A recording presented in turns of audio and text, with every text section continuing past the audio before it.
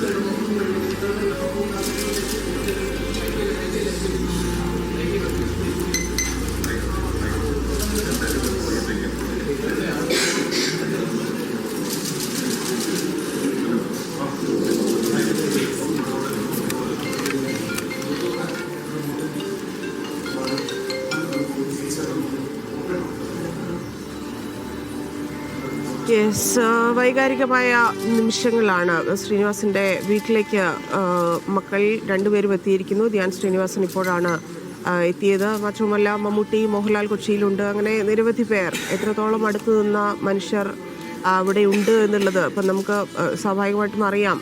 വീട്ടിൽ ചില പരിമിതികളുണ്ട്, അതുകൊണ്ട് കുറച്ച് ആളുകൾ മാത്രമേ അങ്ങോട്ടെത്തൂ.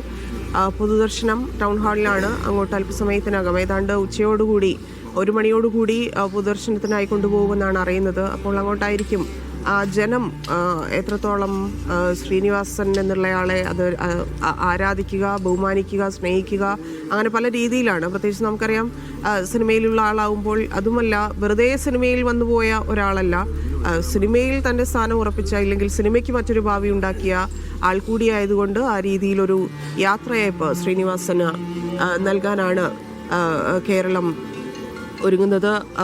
അല്പസമയത്തിനകം തന്നെ വീട്ടിൽ നിന്ന് ടൗൺ ഹാളിലേക്ക് അദ്ദേഹത്തിൻ്റെ മൃതദേഹം മാറ്റും. മറ്റുള്ളവരെല്ലാം അവിടെയായിരിക്കും അദ്ദേഹത്തെ കാണാനെത്തുക എന്നാണ് മനസ്സിലാക്കുന്നത്.